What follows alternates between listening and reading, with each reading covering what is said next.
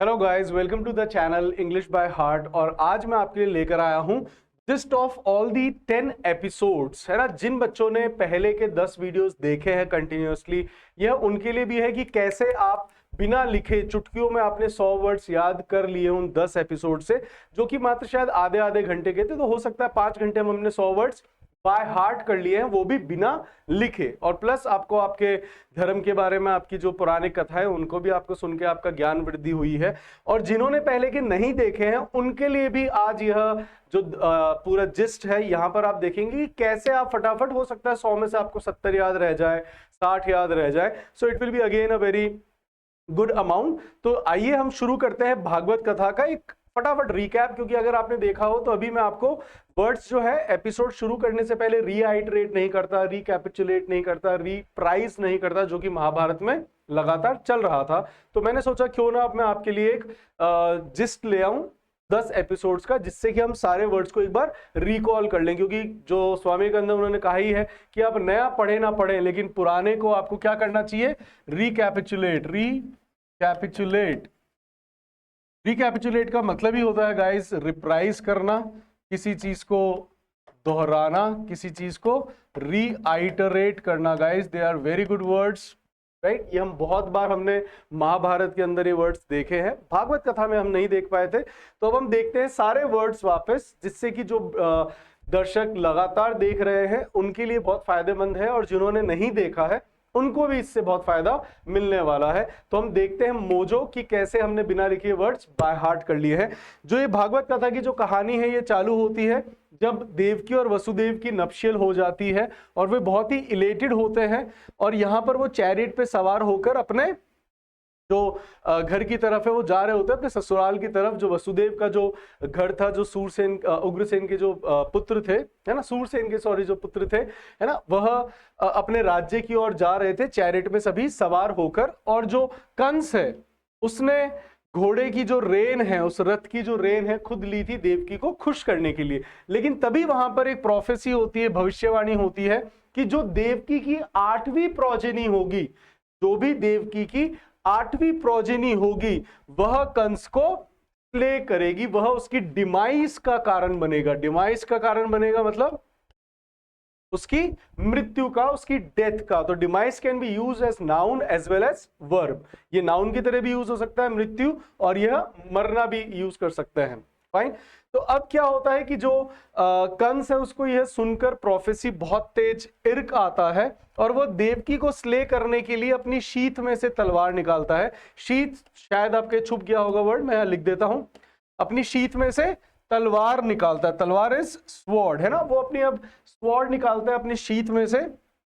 तभी जो वसुदेव है, अब वसुदेव जो है उनको पता है कि अभी this is not the time, और जब ये भविष्यवाणी हुई है कि 8वीं संतान होगी और वह कंस को मारेगी, तो ये जो भविष्यवाणी ये तो इनएविटेबल है, इसको आप टाल नहीं सकते हो, क्योंकि यह भगवान की तरफ से जो भविष्यवाणी हुई है। तो यहां पर वो सोचता है कि क्यों ना पहले मैं देवकी को सेव कर लूं। ये मैंने सेव वर्ड अपने लिए लिखा है गाइस। तो जब भी आप भी डॉजियस बनाते हैं, तब मैंने ये भी पूरी, आप देखेंगे पूरे फ्लो में मैंने पहले कहानी को एकदम फटाफट रिकॉल करता गया, और मैं सोचता गया कि मैंने कौन कौन से वर्ड्स यूज में लिए हैं। तो मैं यह 100 वर्ड्स निकाल के लेकर आ गया हूं। 10 में से हो सकता है कि 120-30 वर्ड्स रहे हों जो कि मुझे छूट गए हों।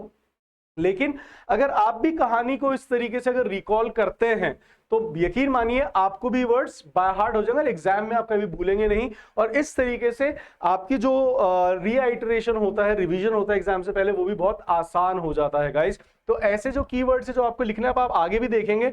मैंने उस कहानी का एक छोटा सा कालिया नाग है तो कालिया वर्ड मैंने लिख दिया।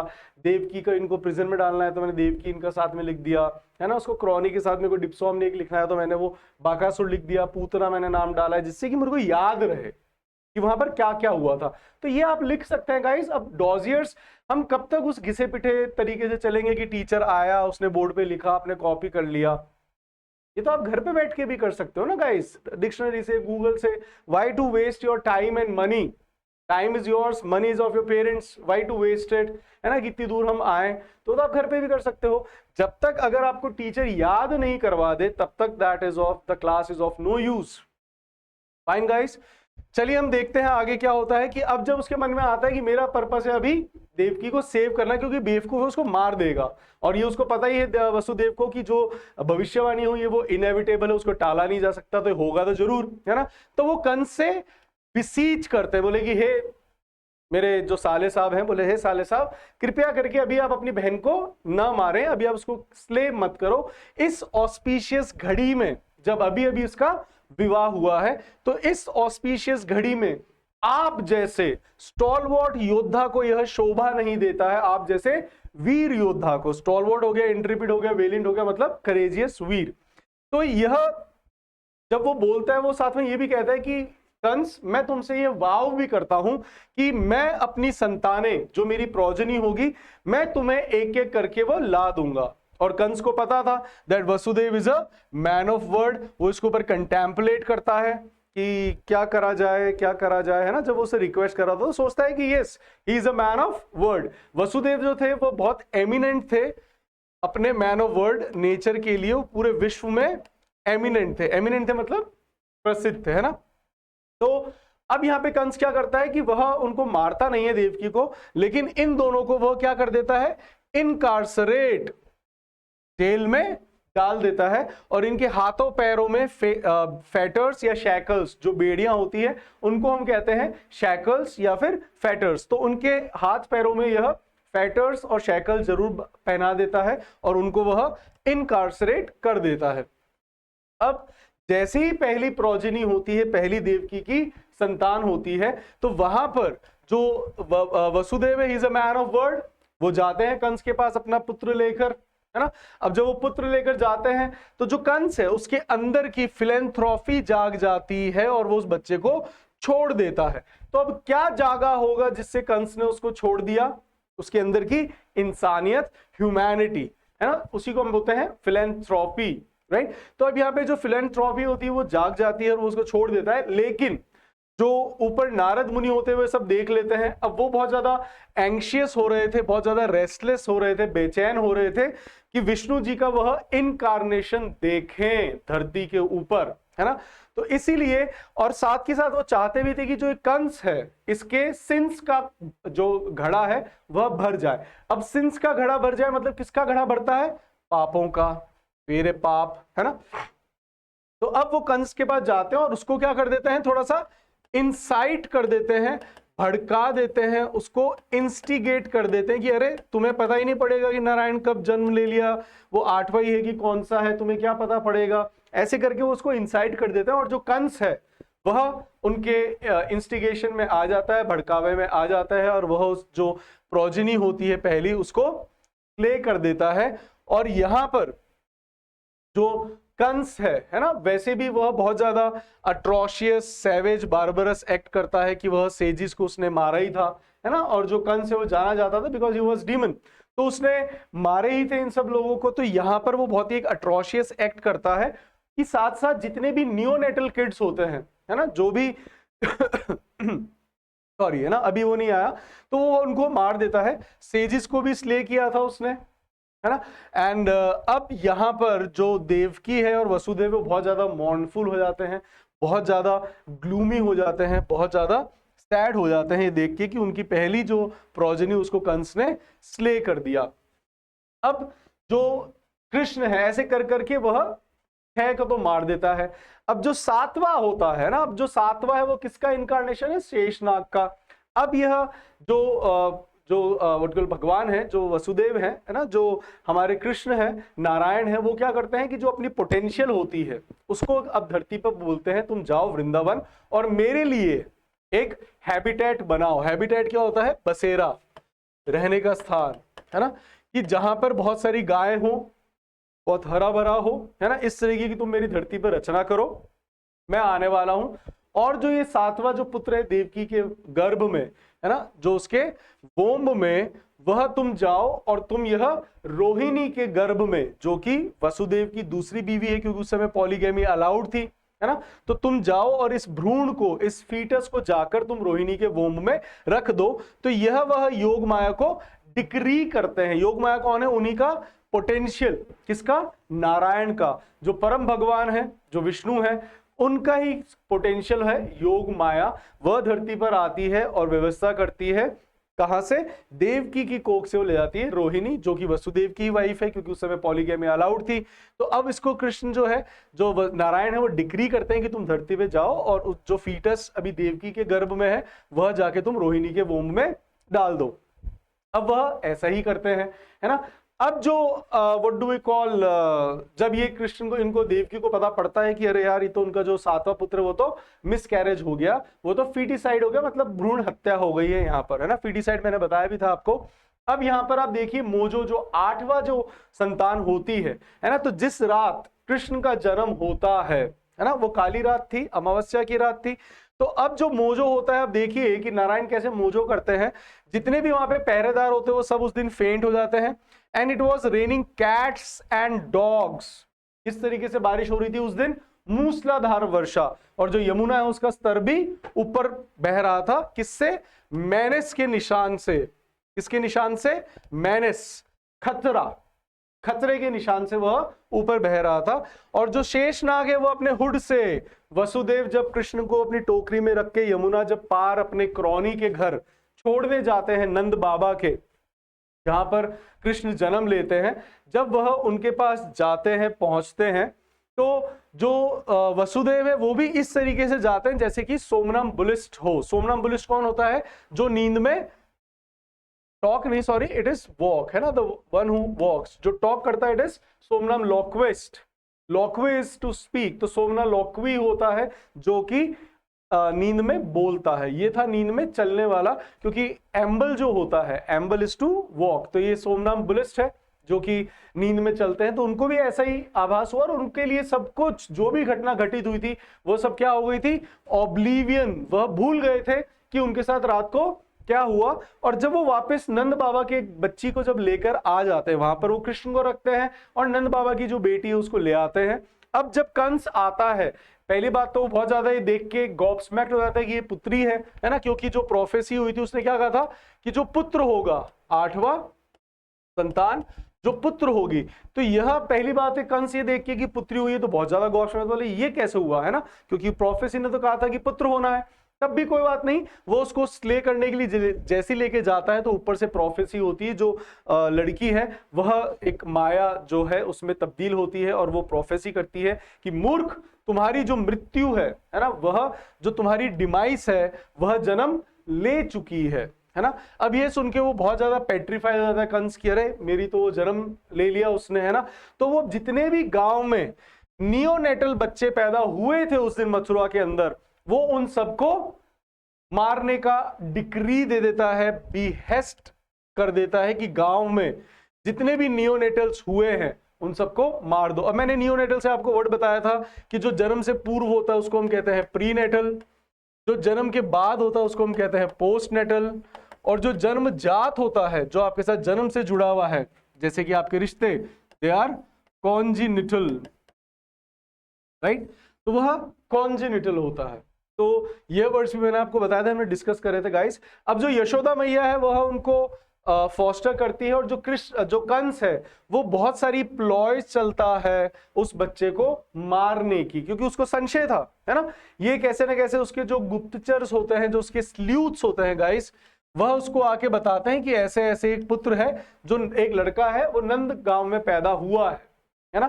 अब यहां पर वह डिफरेंट प्लॉय चलता है कि वैसे तो उसने सारे नियोनेटल्स मार दिए, लेकिन ये कृष्ण भी एक बचा हुआ है।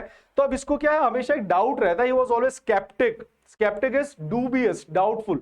तो कंस हमेशा डूबियस और स्केप्टिक बना रहता था कि यार यह वही बच्चा तो नहीं है। तो उसको मारने के लिए वो बहुत सारी प्लॉयज चलता है, ट्रिक्स चलता है, गैम्बिट चलता है, गिमिक चलता है, बहुत सारे मैनोवर्स अपनाता है ना। और भी क्या होती है, हथकंडे, स्ट्रैटेजीज, है ना, तो वह अपनाता है। लेकिन वो हर बार क्या हो जाता है, हर बार वह फॉइल हो जाता है, हर बार वह थ्वार्ट हो जाता है। अब यह देखकर कि जैसे पूतना है उसको भी जो जब वो जाती है in the guys of a ब्राह्मण की वाइफ बनकर, जो पूतना जाती है और वो कहती है कि मेरे स्तनों में से एलिक्सर बह रहा है, तो अगर आपका पुत्र ये इसको ले लेता है तो ये अमर हो जाएगा, इमॉर्टल हो जाएगा। यह कह के वह उसको मारने की कोशिश करती है, लेकिन जो कृष्ण है वो उसको जाते हैं और उसको स्ले कर देते हैं, उसको मार देते हैं। अब यह खबर सुन के जो कंस है वो बहुत ज्यादा फ्लेबरगास्टेड होता है कि अरे यह इसको मार दिया। तभी वहां पर जो उनका कॉन्फिडेंट होता है, किसका, कंस का, चाणूर, वह कहता है कि महाराज आप चिंता मत करो, मेरे पास एक और हथियार है। वो एक ब्राह्मण को लेकर आता है जो कि दुर्वासा ऋषि को पूजता है, उनका एफिजी रखकर, उनका एफिजी बनाकर, दैट इज पुतला, उसको हम कहते हैं एफिजी, है ना गाइस। जब आप देखेंगे जो खेतों में भी जो लोग रखते हैं उसको भी हम एफिजी कहते हैं, जो स्केरी क्रो होता है। जब आप देखेंगे कि जब कोई पब्लिक प्रोटेस्ट कर रही होती है तो किसी ना किसी नेता का कई बार वह पुतला लेके जलाते हैं, तो उस पुतले को भी हम क्या कहते हैं, एफिजी। इवन आप देखेंगे कि बहुत बार एफिजी चौराहे पर किसी क्रांतिकारी की, किसी सेनानी की जब ये लगाई जाती है तो उसको भी हम एफिजी कहते हैं। तो उसको कहते हैं कि ये एफिजी उनके दुर्वासा ऋषि की पूजा करता है, बहुत ही बलशाली है और ये अपने काम में बहुत ही फ्लेयर है, निपुण है, अपने काम में पारंगत है, क्योंकि दिखने में वो बहुत ज्यादा फ्रेल था, बहुत ही वीक था। तो कंस को उसके ऊपर संदेह होता है कि ये काम कर पाएगा कि नहीं कर पाएगा।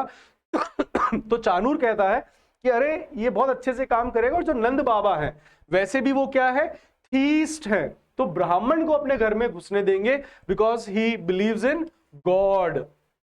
तो अब जो ब्राह्मण है वो उनके घर पे पहुंचता है, नंद बाबा को बाहर जाना होता है, तो देवकी और रोहिणी को कह देते हैं कि ठीक है तुम इनका ध्यान रखना।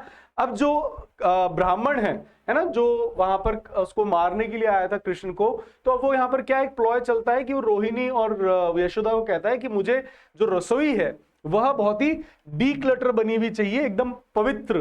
तो डीक्लटर रसोई बनाए मतलब साफ सफाई कर कर। तो अब ये जो रोहिणी और यशोदा है वह किचन को डीक्लटर करने चली जाती है।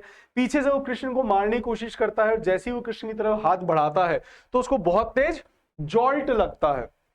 अब उसको जैसे ही बहुत तेज जॉल्ट लगता है वो पैरालिटिक हो जाता है, तो वहां से वो चला जाता है, वो भी फॉइल हो जाता है, थ्वाट हो जाता है, यहाँ पर नाकाम हो जाता है, फेल हो जाता है। तो यह देख के कंस जो बहुत ज्यादा अपॉल्ड होता है, और अब वो और ज्यादा डिलेमा में पड़ जाता है कि क्या यही वह बच्चा है जो मेरे को डिमाइस, जो मेरी डिमाइस बनकर आया है। He was not clear, he was still in the dilemma.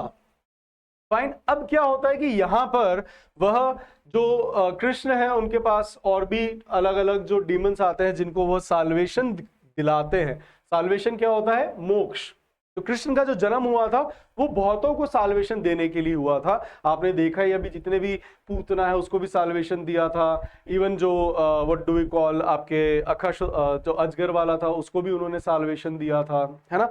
तो अब यहाँ पे जो कृष्ण है साथ साथ अपनी क्या कर रहे हैं, पास्ट टाइम्स भी कर रहे हैं, अपनी लीलाएं भी दिखा रहे हैं। अब वो लीलाओं में क्या दिखाते हैं कि जो कृष्ण है वो बहुत ज्यादा माखन को रैलिश करते थे, डिवोर करते थे। डिवाव क्या होता है, डिवोर होता है जब आप किसी को बहुत ज्यादा पसंद करके खाते हो, रैलिश करते हो उसको, तो हम कहते हैं डिवाव। तो वह उसको बहुत ज्यादा डिवाव करते हैं। इस कारण से जो यशोदा मैया है उनको बहुत बार रिब्यूक भी करती है, क्योंकि उनके पास काफी जो गांव की औरतें हैं वह शिकायत लेके जाती थी, कंप्लेन लेके जाती थी, वो उनकी कार्प करती थी, वह उनकी कैविल करती थी कृष्ण की जाकर यशोदा मैया से, और यशोदा मैया फिर उनको रिब्यूक करती थी, चाइड करती थी, स्कोल्ड करती थी। और साथ के साथ यहां पर आपने देखा होगा एपिसोड के अंदर वह कृष्ण को बुली भी करती है और उनसे हश मनी भी लेती है जब वो उसको रेड हैंडेड पकड़ लेती है। रेड हैंडेड क्या होता है गाइस, रंगे हाथों। तो जब वह उनको रेड हैंडेड पकड़ लेती है कृष्ण को, तब वो उससे हश मनी लेती है कि अब तुम नाच के दिखाओ, तुम हमें चुंबन दे दो, है ना। तो हश मनी होता है जब आप किसी को मुंह बंद रखने का, कि शिकायत मत करना, ये जब पैसा दिया जाता है, भाई बहनों में भी होता है, मैंने बताया था। अब यहाँ पे कृष्ण की जो गैंग होती है जिसके कृष्ण स्वयं किंग पिन होते हैं, आगे आएगा वर्ड, जो कृष्ण अपनी गैंग के किंग पिन होते हैं, और उनके जो एक हेंचमैन होता है वह होता है टकला बच्चा छोटा सा, है ना। तो वह उनका हेंचमैन होता है। हेंचमैन क्या होता है, दाहिना हाथ या बायां हाथ जो भी कहते हैं ना अपना, ये मेरा राइट हैंड है, तो मतलब सहयोगी जो उनका है। तो जो हेंचमैन होता है वह कृष्ण को फ्लैटर करने की कोशिश करता है। कृष्ण आते हैं, बताते हैं आज मेरा शरीर बहुत दुख रहा है, इन्होंने मुझसे डांस कराया है, अब मैं तुम्हारे लिए जो माखन है वो चुरा के नहीं लाऊंगा, क्योंकि कृष्ण कहते हैं कि मुझे कोई कमी नहीं है, I have ample of Makhan at my home.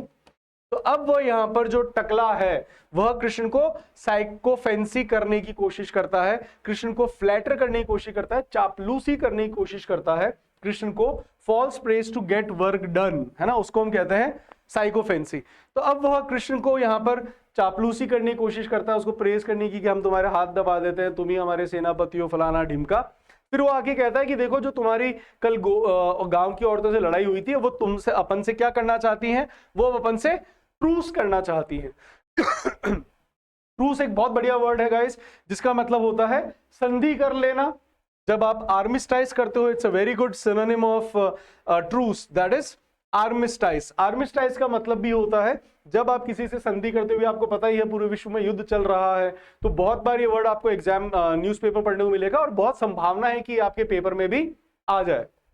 तो अब यहां पे वो ट्रूस करने की कोशिश करते हैं, लेकिन जब वह गोपियां नहा रही होती हैं, जब यह औरतें नहा रही होती हैं, तब ये उनके कपड़े क्या कर लेते हैं, कंसील कर लेते हैं, उनको एक मैसेज देने के लिए। उनको दो मैसेज देते हैं, एक जो भगवान है वह यूबिक्विटस है ना, कि जब तुम कपड़े खोल के गई थी तो कहती है हमें कोई देख नहीं रहा, तो कहते हैं कि भगवान तो उस समय भी थे, क्योंकि भगवान तो क्या है, यूबिक्विटस है। दूसरा उनको कहती है कि नग्न अवस्था में नहाना पानी की देवी का डेरोगेशन है, it is very derogatory to enter any of the water bodies naked, so it is very derogatory. Derogatory is जब आप इंसल्टिंग होता है उसके लिए हम यूज करते हैं डेरोगेटरी स्टेटमेंट्स भी हम बोलते हैं।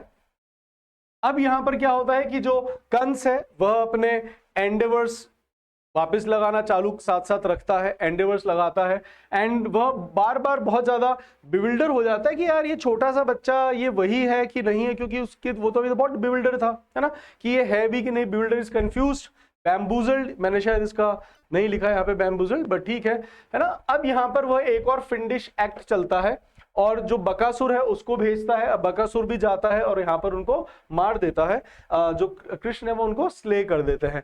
अब जो कंस है वो शुरू से ही बहुत ज्यादा बिविल्डर था, जब से कृष्ण का बैप्टिज्म हुआ था। बैप्टिज्म क्या होता है, नामकरण, है ना, तब से ही वो स्केप्टिक था कि यही वो बच्चा है कि नहीं है। अब वो अपने क्रॉनी के साथ डिस्कस कर रहा होता है, तभी क्रॉनी कहता है कि मेरे पास एक और महान जो राक्षस है वह है जो अपने भाई और बहन का वेंजेंस लेना चाहता है। तो बकासुर और पूतना का जो बड़ा भाई था, दैट वाज जो अजगर था, अकासुर, वह यहाँ पर आता है और जो कृष्ण है उसको भी स्ले कर देते हैं और वो बताते हैं कि इन्होंने उसको साल्वेशन दिया है, क्योंकि पिछले जन्म में इसने जो अजात जो थे अष्टावक्र, उनके आड़े तिरछे, क्योंकि उनके 8 जगह पर उनके हम्प्स थे, उनके हंच थे, है ना, इंसानों के लिए हम क्या यूज करते हैं, हंच, राइट। तो उनके हंचेस आ रखे थे 8 जगह से, कुबड़ थे, तो वो उनका मजाक उड़ाता है। तब जाके जो अष्टावक्र उन्होंने उसको श्राप दिया था कि जिस तरीके से तू मेरी चाल का और इन सब का मजाक कर रहा है, तू अब अजगर बनेगा और तू भी ऐसे ऐसे ही चलेगा, जिगजैग जिगजैग, फाइन। अब क्या होता है कि जो वसुदेव है और जो देवकी, उनको पता पड़ जाता है कि जो कृष्ण है वही उनका पुत्र कृष्ण भी है। उनका केवल एक ही पुत्र नहीं है, जो कृष्ण है वो भी उनका पुत्र है। तो जो एक ऋषि होते हैं, he brought the cat out of the bag in front of Vasudev and Devaki. उनके सामने अब यह राज खुल जाता है, वो वसुदेव को बताते हैं, Vasudev brings the cat out of the bag in front of Devaki. अब ये देखिए मैंने लिखा है देवकी इनकार्सरेटेड, है ना। अब जो यहाँ पे देवकी और वसुदेव है, इनको वापस ये इनकार्सरेट कर देता है जो कंस है। उनके जो क्रॉनी है उनके साथ बैठकर यह मदिरा सेवन कर रहा होता है, इसलिए यहाँ पे मदिरा के 3 वर्ड्स भी मैंने आपको बताया है। पहला है डिप्सोमनिएक, जो डूबा रहता है सोमरस के अंदर, इसको याद रखने का तरीका है ना, जो डूबा रहे सोमरस में उसको हम कहते हैं डिप्सोमनिएक।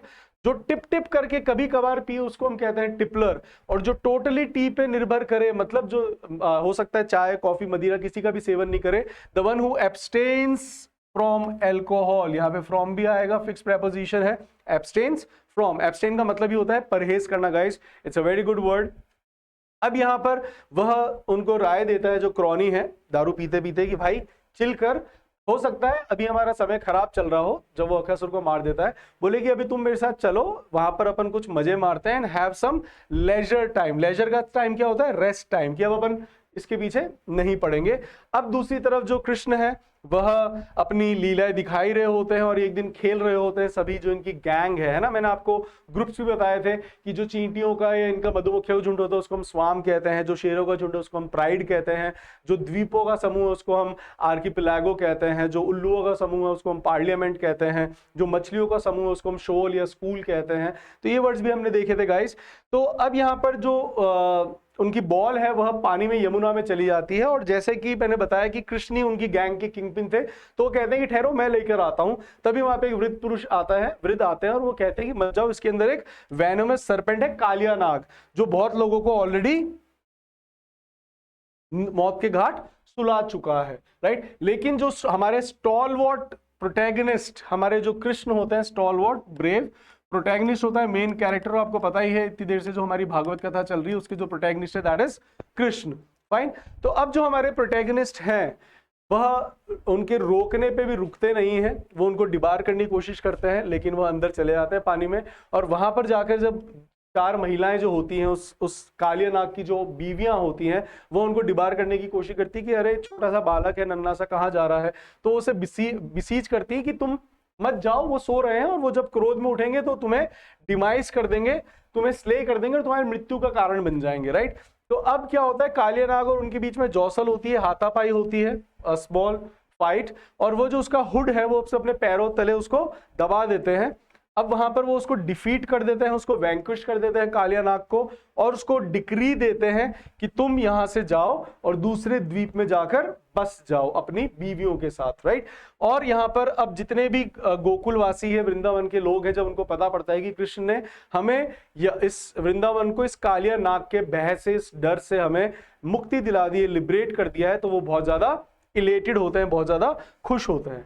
So I hope guys you must have enjoyed a quick summary of all the 10 episodes till Kaliya नाग। और ऐसे ही अगर आप फटाफट रिकैप करना चाहते हैं तो अब जो नेक्स्ट 10 एपिसोड्स हैं उनके बाद है ना, अभी आपको पता है कल 15, मतलब अभी 15वां आएगा आपके पास, जो 14 पार्ट से आप देख चुके हैं, एंड 15वां के बाद ही आपको यह वीडियो देखने को मिलेगा।